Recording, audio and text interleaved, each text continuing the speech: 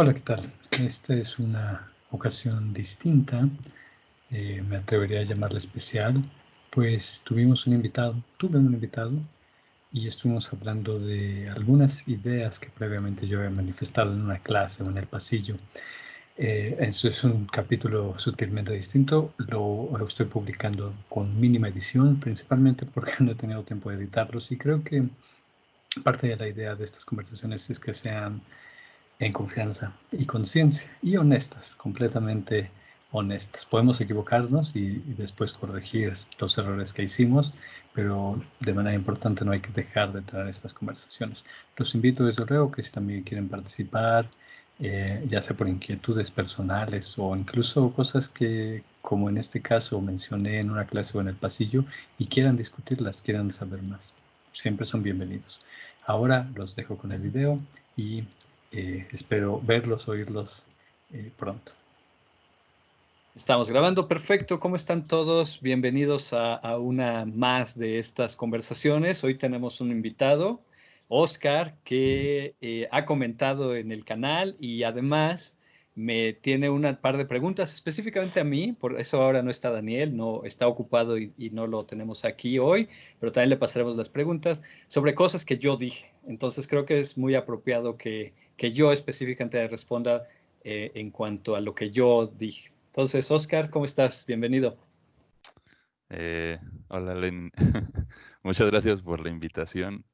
Eh, no pensé que un comentario me iba a llevar a estar en el programa, pero bueno, es que yo tenía dos preguntas que siento que se quedaron ahí más o menos al aire en dos ocasiones, ¿no? O sea, la primera en la clase, que como siempre, pues el tiempo es limitado y pues yo, o sea, yo sentí que como que me hubiera gustado escuchar lo que querías decir, pero pues por lo mismo, ¿no? O sea, por el temario no se pudo, ¿no? Entonces, bueno, pues yo creo que inicio primero con la primera pregunta y después si quieres la segunda. Em, sí, ¿no? O quieres las dos, o Bueno, sea, de las dos, porque a lo mejor algo muy, por lo menos para mí, y por eso lo voy a decir yo como a título personal, que la ciencia no se construye con las materias individuales, sino es ajá. con las interrelaciones entre ellas. Y lo mismo para las preguntas, ¿no? No voy a responder solo como bioquímico, sino integrando conocimiento de evolución, genética, biología celular. Así que, de igual manera, oigamos las dos preguntas y trataré Ujú. de contestarlas puntualmente y a lo mejor construye uno sobre la otra. Ok, ok. Bueno, pues la primera que comentaste en clase alguna vez, que fue el tema de que los lípidos, a comparación de las otras macromoléculas, eh, se comportan de manera mucho más compleja. Y me quedé con la sensación de que, bueno, o con la idea que habías mencionado como de, bueno, sí tiene las proteínas, los ácidos nucleicos y los carbohidratos, pero que los lípidos, de alguna u otra forma, a pesar de que en la clase los vemos igual como otro cuarto grupo y que los diferenciamos, etcétera, que son muchísimo más complejos de lo que nos lo cuentan, ¿no? O al menos por el tiempo de clase, no sé qué. Eh, o mínimo como que la complejidad es diferente a los otros grupos, ¿no? Entonces, pues esa es la primera y bueno, me interesa también por saber evolutivamente, no sé si tienen diferentes como historias evolutivas las macromoléculas y si esa complejidad es por una cuestión como de diversidad o es una cuestión como de comportamiento o no sé, ¿no? Y la segunda es la que igual me llamó la atención en lo que, bueno, en el podcast, o no sé si, bueno, si es un podcast o es una charla nomás, pero Una que, charla. ajá, que comentaban que la ATP sintasa, que era como extraterrestre, ¿no? Y bueno, además de que supongo que tendrás una explicación de, o sea, para argumentar que sí es terrestre, o sea, que sí es de la Tierra, este, creo que, o sea, me quedé con la duda de por qué, o sea, alguien que ha estudiado mucho eso, bueno, ese complejo, pues por qué piensa que no se puede explicar o por qué es como tan impresionante, no sé. Me gusta muy bien cómo las planteaste, porque voy a empezar por la de la ATP sintasa extraterrestre, y es una exageración, es eso. No es porque no se pueda explicar, sino porque, y ahorita voy a tratar de hacer unos diagramas para mostrarlo, porque es una enzima ridículamente complicada. Y desafortunadamente, o para bien o para mal, para contestar por qué se le puede ver como algo tan complicado, la primera pregunta es mejor. Entonces, voy a compartir un pizarrón para hacer unos dibujitos y que espero ayuden a ilustrar estas ideas. Primero, de los lípidos. La cosa de la bioquímica, por lo menos como la enseñamos, tiene un paradigma subyacente que podríamos describirlo de la siguiente manera. Toda la bioquímica, o por lo menos la bioquímica de la primera sección, del primer semestre, es cómo entender, como bien lo dijiste, proteínas, ácidos nucleicos, sacáridos y lípidos. Y lo que tienen los tres primeros, que no tienen los lípidos, es en esencia que todos son polímeros. Pero son polímeros que además tienen una secuencia específica. ¿Qué quiero decir con esto? Pues con las proteínas, las jerarquías que estudiamos es 1, literalmente la secuencia. 2, la estructura secundaria, que sin la secuencia no existiría. 3, la estructura terciaria, que depende de la estructura secundaria y en consecuencia de la primaria. Y finalmente la cuaternaria, que depende de tener varios polipéptidos, ¿no? Donde empiezan a juntarse subunidades de muchas cosas. Y aquí le voy a poner un asterisco, porque de ahí podría arrancar para contestar la segunda. Para los ácidos nucleicos lo mismo, tenemos la secuencia y, bueno, las subunidades, ¿no? A, T, C, G o U en el caso de RNA. Hay estructura secundaria y hay estructura terciaria, ¿no? Tenemos ejemplos muy bonitos como el ribosoma, los tRNAs y ya, ¿no? Básicamente. Para los sacáridos también, una vez que pasamos de la estereoquímica de los monosacáridos, pues ya todo se vuelve enlaces 1,4, alfa, beta, 1,6, 1,5, todas las variedades que quieran. Pero de nuevo, subyacentemente a la manera en que entendemos la bioquímica, estos tres primeros tienen secuencia. Por el contrario, los lípidos, primero vemos los componentes como ácidos grasos, y ahí es fácil, ¿no? Porque son de 8 carbonos a, no sé, a 18, con enlaces sencillos, sp3, algunos dobles enlaces, y de ahí a la complicación de tener, pues, fosfolípidos, esfingolípidos, etcétera. Pero lo que carecen los lípidos como grupo es la secuencia. Una vez que estos fosfolípidos existen y forman membranas en las neuronas plasmáticas, pues la secuencia es intrínseca a cada lípido, ¿no? Si tienen 16, 18 dobles enlaces o no, colina, lo que sea, es cada lípido individual y no hay esta idea subyacente de secuencia. Entonces, las facilidades o la misma construcción, llamémosla intelectual, de cómo se organizan las otras macromoléculas, está por completo ausente para los lípidos. Y creo que eso pues describe que en esencia los lípidos son distintos desde el punto de vista bioquímico y su secuencia probablemente tanto evolutivamente como por función es menos importante que las propiedades intrínsecas del grupo de fosfolípidos. Los puntos de fusión, que si tiene carga neutra o negativa, etcétera. O su posición, en qué membrana están, viendo hacia adentro o hacia afuera. Es completamente distinto y creo que eso dificulta dentro de la enseñanza bioquímica entenderlos también como los otros, ¿no? No tienen esta secuencia, no están limitados por su polimerización o la polimerización de sus partes. Eso es lo que quise decir con los lípidos, ¿no? ¿Qué te parece? ¿Sabes? Como que, Ajá. Sí, porque, bueno, yo creo que recuerdo muy pocos ejemplos en donde, o bueno, la verdad no sé si es porque tengo mala memoria, pero que si que en la materia de biología molecular y en la de celular, creo que el dogma como central de la biología molecular esto de, pues, como transcripción, traducción y todo ese rollo. Creo que, o sea, si recuerdo, la mayoría de los ejemplos son con proteínas, ¿no? O sea, como que pasar de ADN a proteína, ¿no? Sí.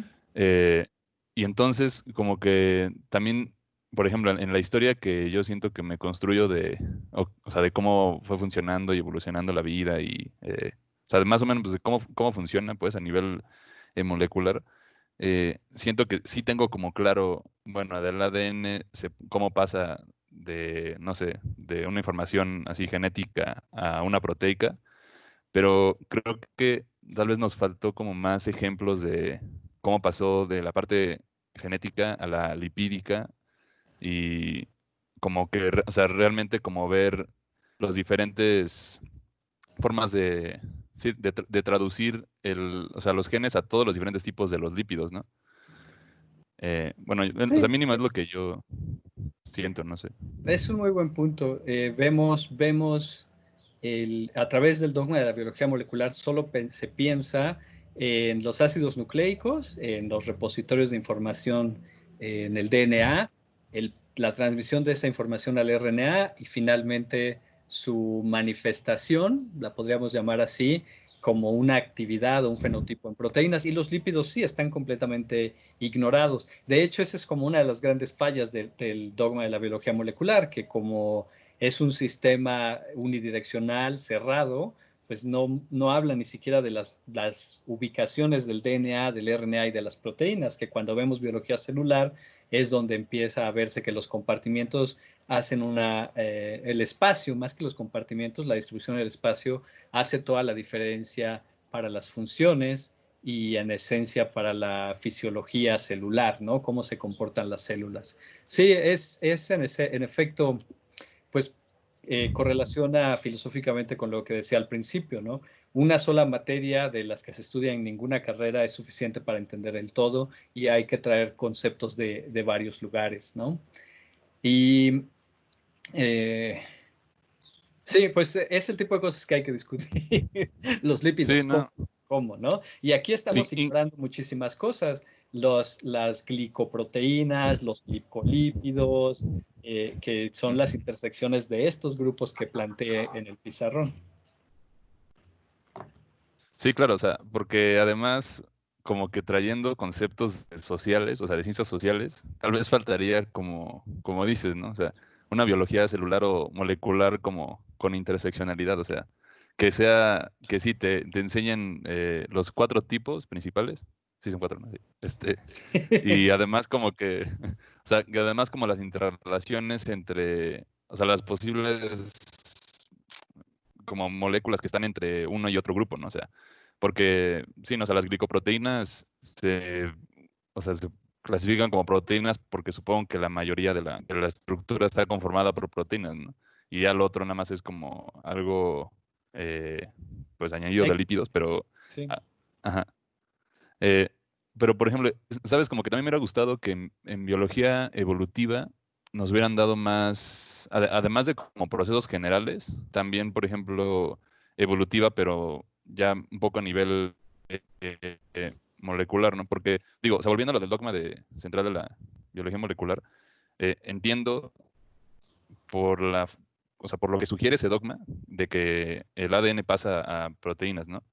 Y que también, como lo tengo entendido, ¿no? De que las mutaciones eh, causan diferentes tipos de proteínas y eso igual nos enseñan en genética y todo, que o sea, que la conformación de este ADN, pues obviamente va a cambiar la conformación de las proteínas, ¿no? Y entonces las presiones selectivas del ambiente, o sea, ya sea o naturales o sexuales o de deriva génico o tal, sí influyen como de manera directa, ¿no? En las proteínas. Entonces, sí podrías como tú más o menos seguir un trazo como genético y decir, ok, esto sí perjudicó en tal manera a las proteínas. Pero o sea, a los lípidos como que nos los dejan ahí tal vez un poco, bueno, incluso igual también a los carbohidratos, ¿no? O sea, nos los dejan un poco ahí eh, como a la deriva en cuestiones evolutivas, porque yo o sea, lo que quiero llegar es que presupongo que las proteínas, los lípidos y los carbohidratos, o sea, tienen diferentes presiones selectivas, ¿no? Y evolucionan en velocidades distintas, ¿no? O bueno, mínimo eso es lo que pienso, o no sé si realmente los lípidos y carbohidratos y todas las demás macromoléculas al final dependen de su evolución del ADN porque de manera directa pues afectan a las proteínas y ya las proteínas esas afectan a los lípidos y los carbohidratos. No sé si me di a entender.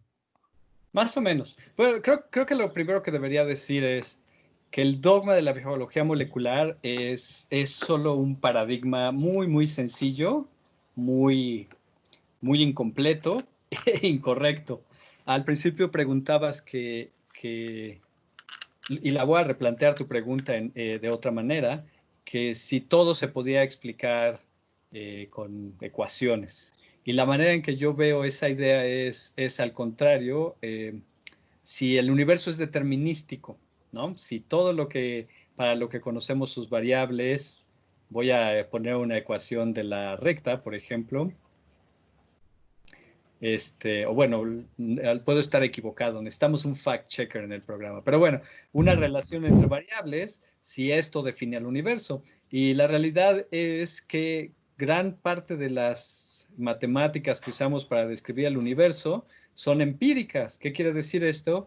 Que son de cosas que podemos observar. Y usualmente fallan donde no se observó algo, ¿no? Donde no se agregó en la ecuación.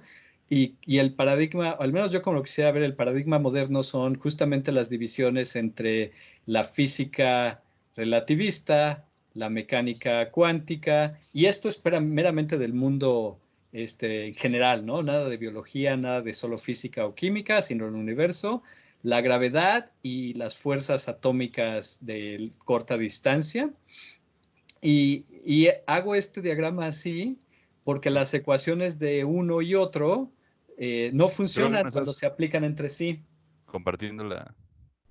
O sea, no hay una el- ecuación de la gravedad que involucre mecánica cuántica y mecánica cuántica y física relativista están como peleados y tampoco se puede compaginar la gravedad con la física de partículas.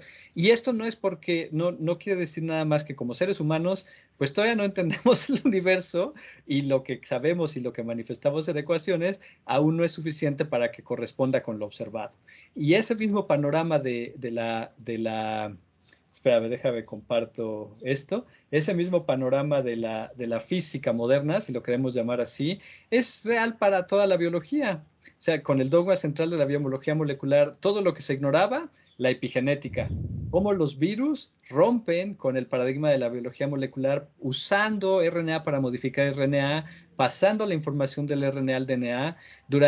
Todavía se podría especular que los priones tal vez tengan una manera de regresar información, pero no se sabe, no se ha observado. Para los virus, para las proteínas, pues se nos olvida fácilmente que sufren daño químico simplemente por existir, se van degradando, van perdiendo partes funcionales, que hay modificaciones covalentes, la glicosilación, la fosforilación, etcétera, y que además las proteínas, y este es un contraste muy interesante, el DNA mientras viva una célula tiene que estar intacto, tiene que preservarse, pero las proteínas no, las proteínas se producen un ratito y ya cuando, más bien en tiempos relativamente cortos, dentro de la vida de un humano y de una célula, se destruyen y las piezas se reciclan. El RNA también tiene una vida semejante, se sintetiza, se utiliza para lo que se tiene que utilizar y se degrada, ¿no? Todos tienen historias y me atrevería a decir presiones de selección y evolutivas muy, muy distintas, que en efecto, tú ya lo has experimentado. Si vas a hacer filogenia con proteína, no tiene por qué ser como la del DNA, ¿no? La diferencia simplemente en los códigos genéticos va a poner diferencias al frente y va a haber que hacer la elección de por qué. E incluso los puristas, acá los grupos más reconocidos, ni siquiera usan proteína o DNA, ¿no? RNA, Ujú. RNA ribosomal. ¿Por qué? Porque si eres algo vivo, y desde luego eso excluye a los virus, lo que debes de tener es un RNA ribosomal. Porque si no tienes RNA ribosomal, pues no puedes hacer el proceso descrito aquí en el dogma. Ujú. Entonces, reformulo tu pregunta, si el universo es determinístico, y pues yo creo que no tenemos herramientas para decir que lo es, pero la teoría del caos sugiere que el universo no es determinístico. Y aún, desde luego, nosotros no lo vemos en biología ni ninguna de las carreras de las áreas químico-biológicas, pero el caos no implica desorden. El caos implica que incluso con una ecuación tan simple como la de la recta, los resultados no están predeterminados. Hay variaciones en los resultados que pueden obtenerse.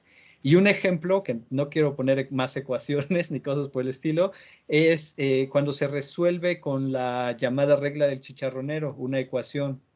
Tienes dos resultados, uno positivo y uno negativo. Eso es más representativo del universo. Una ecuación que te puede dar dos resultados. No, es difícil llamarlos distintos porque cambian de signo, pero son distintos, ¿no? Podría ser arriba o abajo de un límite y ahí está una ecuación en apariencia determinística con dos resultados.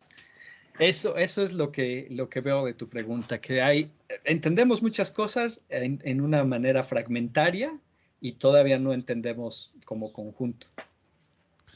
O sea, pero, es por la falta de herramientas que tenemos o porque no hemos investigado lo suficiente, o Ay, sí, no simplemente sé. es como, o sea, o sea, lo que digo es como, porque es la misma idea, ¿no? De lo de el efecto mariposa, se me refiero a lo de, o sea, no de que cambias una cosa y ya se mueve todo, sino como a lo de que al principio no podían predecir bien el clima, ¿no? Que, bueno, todavía no es como Todavía que lo no puedan podemos. predecir. Claro, no, pero antes era todavía, o sea, peor, ¿no? Uh-huh. Y que, digo, sí se ha avanzado a poder predecir ciertas cosas, ¿no? O sea, un poquito mejor de cómo se empezó. Entonces, o sea, digo, yo también como que creo que hay cosas que no se pueden predecir por lo mismo de que es caótico, pero tampoco me sorprendería si en un futuro sí se puede. O sea, si en un futuro o sea, con algunas tal vez ecuaciones que no nada más tomen en cuenta las variables para resolver, ¿no? Sino que tal vez tomen alguna constante de caos o alguna constante como de que no, o sea, que no importe lo que pase, que este valor se pueda como ajustar a ese error, ¿no? Pues lo que describes me suena sin querer a lo que hace ahora el machine learning, que Ujú. es tomar muchos datos diversos y tratar de ajustarlos a algunos cuantos parámetros con el objetivo de hacer mejores predicciones. No sé lo suficiente, pero lo poco que he leído y entendido, el único problema o limitante que tiene es que no es mecanístico. Nos va a Mm. ayudar a predecir cosas, sí, y de maneras muy, muy padres, pero no nos va a explicar el universo. Entonces, hoy por hoy, yo veo eso como la disyuntiva. Si queremos predecir, aparentemente podemos predecir muy bien sin entender cómo funcionan las cosas. Y nuestro entendimiento, y esto es una idea completamente insubstanciada, mi sentido filosófico es que nuestras ecuaciones empíricas han funcionado dentro de ciertos márgenes de error, pero si se van a reconciliar entre ellas, yo creo que van a tener que cambiar, nuestro entendimiento del universo va a tener que cambiar sustancialmente y no veo que ocurra pronto. Las preocupaciones actuales por pues, la economía Sí. es real, ¿no? Todos tenemos que comer para vivir. Ajá. Yo creo que van a tener un severo impacto en muchas de estos conocimientos básicos. Sobre todo, no le voy a echar la culpa al coronavirus. En general, la economía moderna demanda cierto tipo de resultados que impulsan una ciencia de avance en pequeños pasos, ¿no? Va a ser muy difícil que alguien con la rebeldía y la capacidad adecuada, siendo joven, decida ponerse, sacrificar todo y transformar nuestro entendimiento del universo a tener un trabajo seguro, una buena posición, ni siquiera para él o para ella, sino para su familia. Entonces, no lo veo venir, pero lo expongo de esta manera porque es una limitante de mi manera de ver el universo. Ujú. Bueno, y siguiendo esa línea, y Ah, te lo lanzo así para poderlo ligar, ajá. eh, o sea, por ejemplo, ¿por qué sería valioso? O sea, ahora no digo que me lo des así como speech para pedir una beca con ACID, pero ¿por qué sería, por qué sería valioso, por ejemplo, entender el funcionamiento de ATP sintasa, ¿no? Y qué es lo que, o sea, no como entender lo que ya se sabe, sino qué es por qué es valioso entender lo que no se sabe aún de ATP sintasa, pues.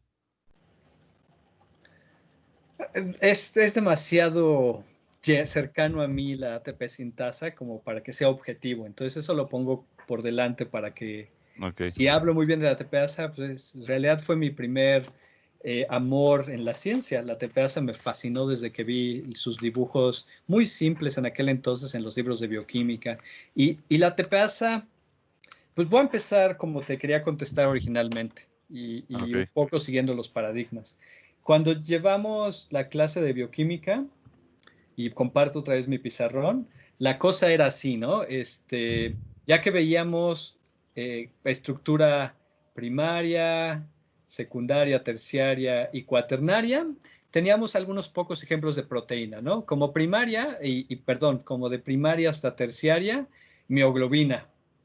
¿Por qué? Pues porque Ujú, tiene solo hélices y un grupo hemo. Y el otro contraejemplo es la hemoglobina, que es en esencia 4 mioglobinas, pero que por la evolución, eh, decir evolución aquí es como decir azares del destino, ¿no? No sabemos ok. cómo, pero algo pasó en la historia de los organismos en este planeta que en vez de ser una subunidad, son 4. Y en este momento en el curso se introduce pues homo oligómero, hetero oligómero, trímero, etcétera, todas las clasificaciones, ¿ok? Entonces, y estos dos ejemplos en esencia son eucariontes, Ujú, ¿ok? Entonces ahora hagamos una pausa y, por ejemplo, asumíamos que ya llevaste bioquímica 2 y viste toda la glicólisis. En sí. la glicólisis es súper bonita y de hecho no debería insultarla como con mis dibujos, pero lo voy a hacer. La glicólisis son unas poquitas enzimas y que son la glicosinasa, que es monómero. Que sigue la fructosa, bueno, la que transforma en fructosa, me parece, es más, creo que sí, mejor no lo voy a insultar y voy a abrir la página donde está esto. Todos los estados de oligomerización de las proteínas en la glicólisis van de monómero a tetrámero y Ujú, son entonces o monómeros o dímeros o tetrámeros, ¿no? sí. Y eso, ¿dónde está? Learn. Eso es increíblemente bonito, increíblemente simple, increíblemente elegante, pero se acaba el ejemplo allí y ya cuando empezamos a ver, acá están, las enzimas glicolíticas. Entonces las voy a hacer grandes. Ujú, Aquí tenemos esta glucosa sinasa, que es un dímero, las siguientes, todas las sinasas e isomerasas hasta llegar a la triosa fosfato isomerasa. Si te fijas en los colores, aquí hay un dímero, aquí sí. hay un tetrámero, acá hay otro tetrámero, acá hay un dímero, tetrámero, monómero, dímero de dímeros, me parece dímero, tetrámero. Ujú, Entonces, es como pues reconfortante, porque si los vemos, la complejidad de la glicólisis es o tenemos una proteína haciendo la fusión, o tenemos un dímero, ujú, o tenemos un tetrámero. Ok, entonces, ujú. ¿por qué esta desviación? En eucariontes? Ni siquiera empecemos en eucariontes. En procariontes, uy, no estoy dibujando bien. En procariontes, ¿cuántas subunidades tiene la ATP sintasa? ¿Tú sabes? Eh, o sea, supongo que alguna vez me lo aprendí, pero ya no me acuerdo. Bueno, no te preocupes. Tiene 3 subunidades alfa, 3 subunidades beta, una delta, perdón, me falta una gamma, una delta, una epsilon y además A, B y C 10, ¿no? Creo que a veces el AB es 2. Entonces, 10, 12, 13, 14, 15, 16 y 6, 24 subunidades. Y esta es el ejemplo tradicional de E. coli.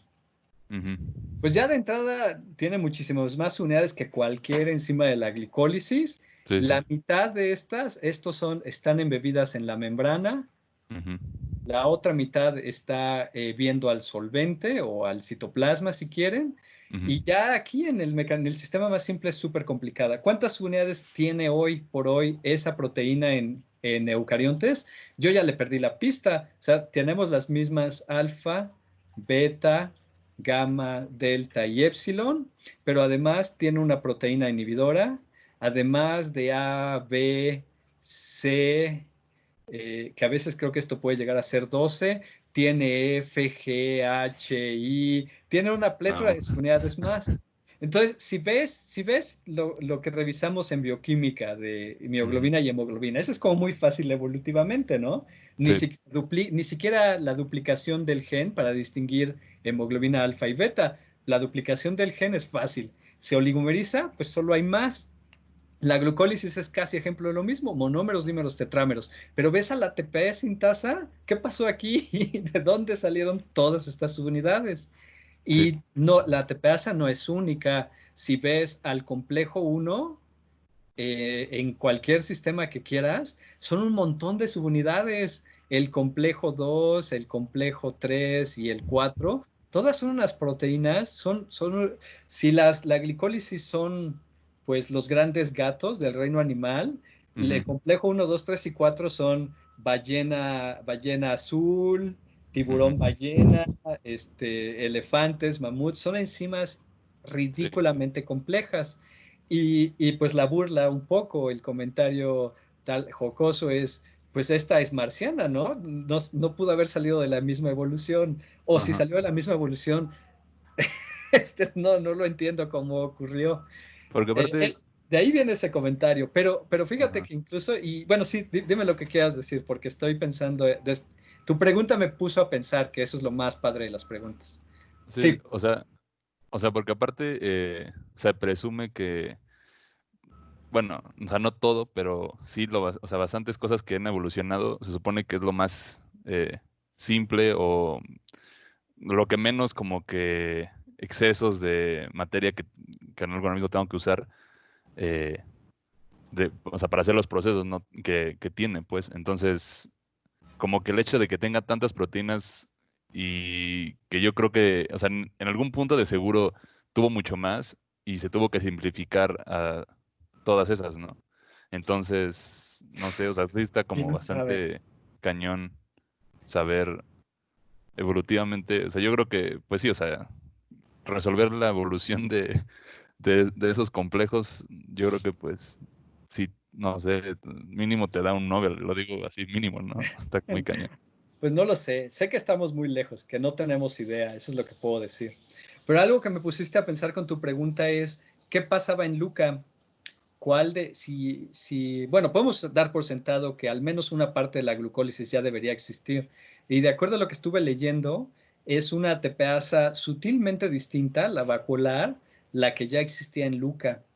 Y Luca es de cuántos, no quiero inventar el número, pero es de varios billones de años hacia atrás. Entonces, si ya cuando hubo este organismo, el común universal, ya existían estas cosas, quiere decir que previo, mucho más tiempo atrás, hubo un juego súper importante de evolución y selección para que estas proteínas del metabolismo aerobio moderno, y bueno, en realidad no son cruciales del metabolismo aerobio, también la ATPase es crucial en el anaerobio, Ujú. se formaran con esta complejidad que podemos ver hoy, ¿no? Es muy difícil, yo la verdad creo que también no tengo evidencias, que la forma más sencilla de una ATP sintasa tendría Ujú. que tener al menos alfa, beta, gamma y al menos dos de estas subunidades, pero no me imagino menos que eso. Pero ahora como que, bueno, o sea, tú que conoces más, así como se tiene bueno, la historia así evolutiva del humano, ¿no? O sea, de que el fósil y cómo se fue como evolucionando, o sea, en ATP sintasa solamente se tiene la comprensión de Luca, o sea, de lo que tenía Luca, y de ahí ya después nada más se tiene como la ATP sintasa o se tiene como que algunas evidencias de los pasos intermedios, ¿no? O sea, mi pregunta va más así como ¿cuántos hoyos hay Sí, o hay qué? muchísimos. Yo dudo que, bueno, no, ya dejé la TPAS hace muchos años, muy complicada, Ujú. y la realidad es que la nomenclatura que puse allí es bastante mala, porque resulta que en general solo alfa, beta y gamma sí son como buenos marcadores de todas las especies, porque sí, en efecto, parecen estar emparentados, pero pero delta, epsilon y todas las demás, a excepción de A, B y C, parecen haber surgido, aparecido y desaparecido dependiendo de qué organismo haya sido, ¿no? Entonces, alfa, beta, gamma, A, B y C, si comparas, digamos, humano con bacteria, con hipertermófila, en cloroplasto incluso, se parecen. Pero todas las demás ya es un zoológico, es como, como el aula, ¿no? O sea, alguien se dio de baja, pero alguien se inscribió y el espacio Sí. está ocupado, pero es otra persona completamente distinta. Entonces, O sea, yo creo que hay muy pocos esfuerzos de un catálogo evolutivo de todas las unidades, porque probablemente algunas sean muy recientes y otras sean realmente antiguas y hayan divergido muchísimo. mm. O sea, y te puedo preguntar por qué, o sea, qué parte tan compleja de el ATP sintasa te hizo decir, sabes qué, ya renuncio a, a estudiarla. Pues, ¿qué parte? Toda ella es complicada. El hecho de que es una mecanoenzima que toma un gradiente a través de una membrana, lo transforma en energía mecánica y en la energía química. Creo que a lo mejor tomo inspiración de mi profesor, de uno de mis grandes profesores del doctorado. No sé qué pregunta vale la pena contestar. Cuando yo dejé de trabajar con la TPasa, las grandes preguntas eran la estructura de toda la proteína embebida en la membrana y sobre todo específicamente el canal de protones. Y eso se resolvió, ya lo entendemos, incluso se hicieron unas cosas muy padres de aplicar la TPasa como tecnología, como nanotecnología. Y en ese momento yo me preguntaba qué preguntas interesantes hay, qué cosas se pueden responder, y no se me ocurrió nada. Esa es la realidad. No, Pero ¿no se te ocurrió nada por lo complejo o porque era demasiado? O sea, era como, no sé, preguntarle así, ¿qué se puede resolver del universo? O sea, era como algo así muy... Ajá, más así del universo, más qué pregunta interesante de la bioquímica, de la bioenergética, de la mitocondria se puede responder. Y hay muchísimas probablemente muy interesantes. Por ejemplo, cómo se ensambla eso en la membrana, ¿no? Eso no puede ser simple. Pero no fueron preguntas entonces que me interesaran personalmente. Y por otro lado, cuando estuve haciendo mi doctorado, también trabajé pues lado a lado con amigos que están dedicados a entender proteínas para diseño de fármacos. Y eso se me hizo algo más, eh, eh, o sea, no me quiero echar rosas de más responsable o más importante para la humanidad, pero se me hizo más interesante, sobre todo porque en el momento en que ellos lo estaban haciendo, también hubo esta conjunción de biología estructural, bioquímica experimental, para producir algo que interviniera en la actividad específica de una enzima, y eso siempre me gustó. Entonces lo trasladé ahora a lo que hago computacional. Afortunadamente tenemos las alianzas de la gente del CIBIOR que hacen virus, y entonces ese tipo de preguntas me llamaron más la atención. Finalmente, otra manera de ponerlo en perspectiva es, como todo mundo tiene ATPasa, la ATPasa es un mal blanco para diseño de fármacos, porque todo el mundo la tiene, ¿no? Matas a la ATPasa, matas a todo. Y lo que hacen algunos del diseño de fármacos es, ¿qué enzima tiene esa cosa que no tenga el humano? Ah, pues ese es el blanco, ¿no? Y eso me gustó, más lógico.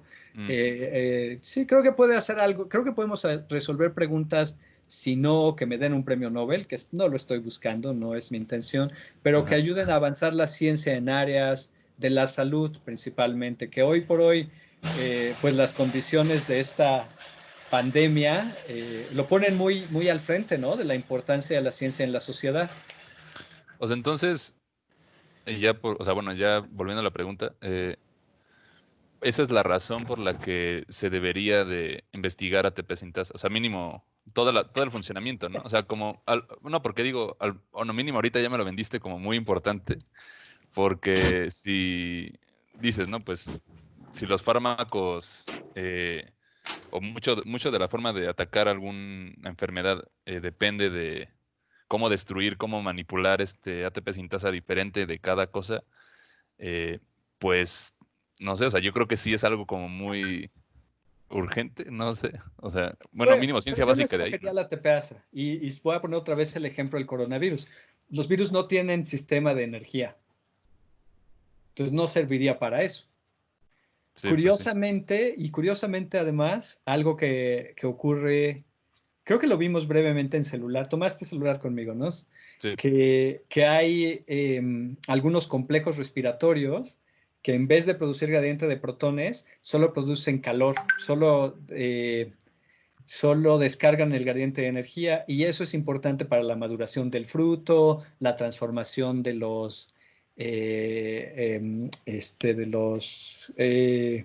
no me puedo acordar, del cromoplasto, ¿no? Para Ujú. que tengas la maduración de la planta.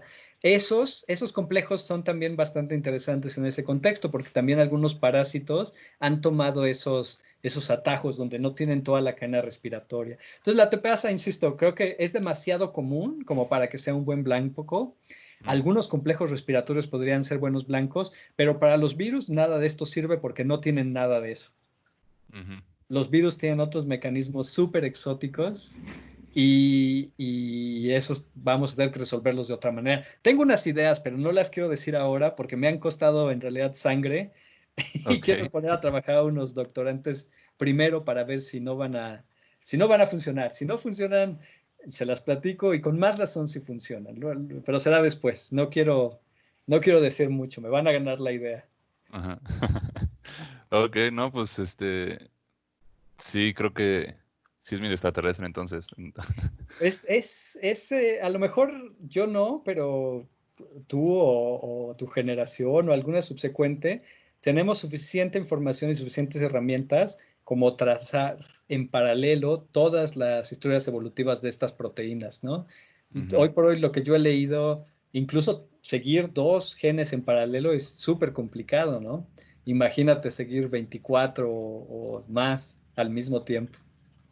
Sí, pues justo estaba eh, en el webinar de fósiles que tuvo el Colegio Nacional, que bueno, le pregunté al ponente si tuviera todo el dinero o sea, del mundo, no sé, o sea, ¿qué haría, no? Porque él se dedica a hacer como filogenias y a tratar de resolver si, por ejemplo, los metazoa estuvieron antes o después del Ajá, Cámbrico, o si, ajá. por ejemplo, o sea, o qué grupos animales realmente estaban antes de la extinción de los dinosaurios. Y bueno, ahora ha sacado resultados o sea, bastante interesantes y pues es muy bueno.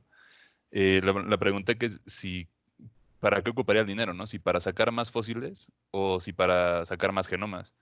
Y me dijo que harían mejores algoritmos, pero además de eso, o sea, que ya en serio me dijo que dedicaría más dinero para sacar más fósiles, o sea, más evidencia sí, y no tantos genomas, porque él piensa que tenemos, o sea, los genomas suficientes para resolver esas preguntas. Pero entonces, o sea, te planteo la pregunta a ti, o sea, si crees entonces, para resolver todas esas cosas, esas cuestiones de la evolución de las proteínas, o sea, tendríamos que igual sacar más fósiles para ver realmente o fósiles incluso, no sé si eso se pueda, ¿no? Pero me refiero, evidencias antiguas de cómo eran las proteínas como en organismos así muy primigenios, o si es mejor ponernos a secuenciar y a detallar los genes, ¿no? Antes de ver proteínas.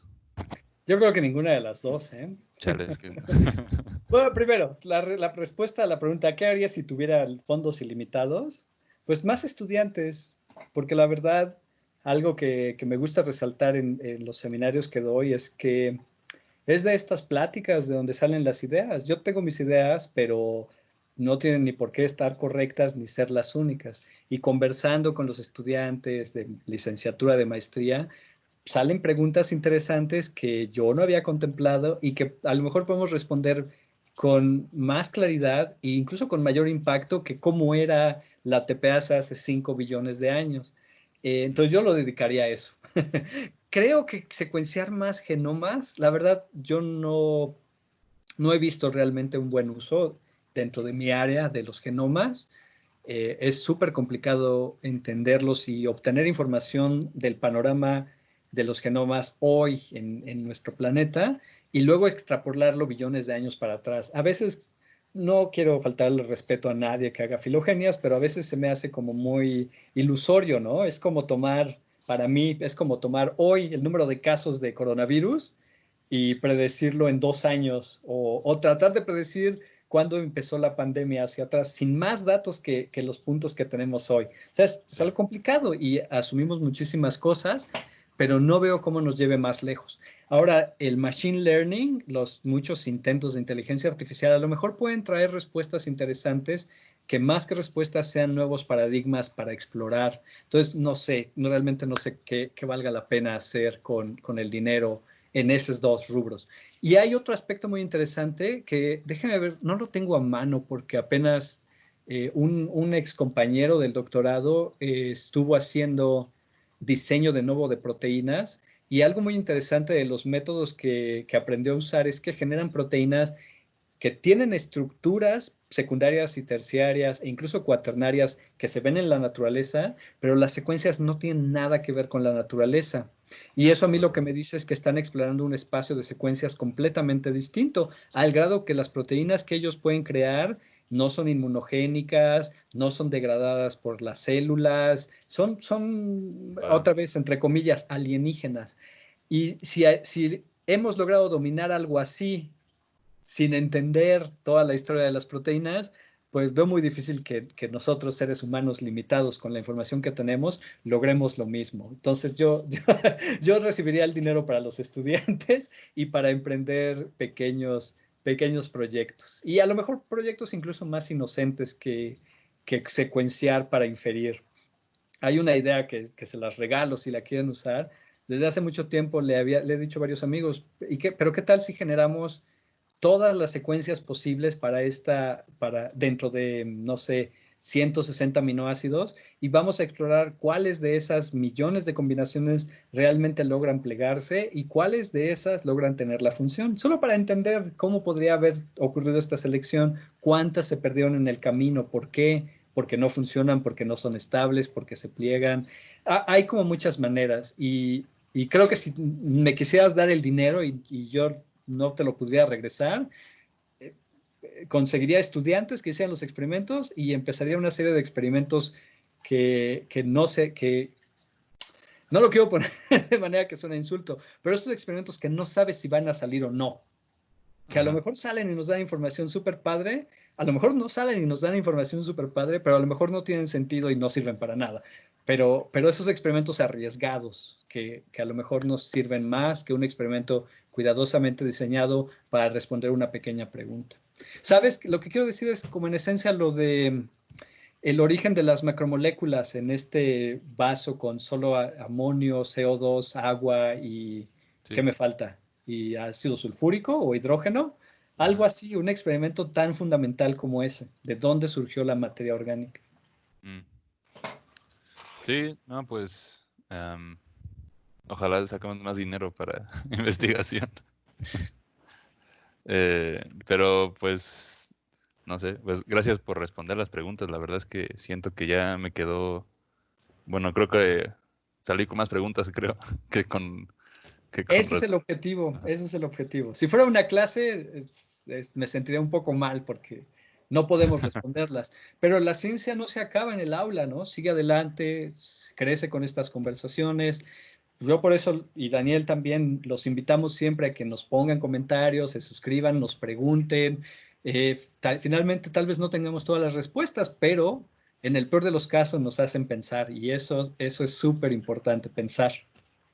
Sí, pues espero que esta conversación haya sido mejor que el peor de los casos. Pero sí, no, pues muchas gracias por invitarme. Gracias a ti. Y bueno, este episodio saldrá, yo no creo que saldrá en completo, no lo pienso editar mucho, pero de nuevo les invito a que hagan sus comentarios, tanto si quieren estar en el programa como si no, los traeremos a la mesa y pues muchas gracias. Tengan buen día. Adiós.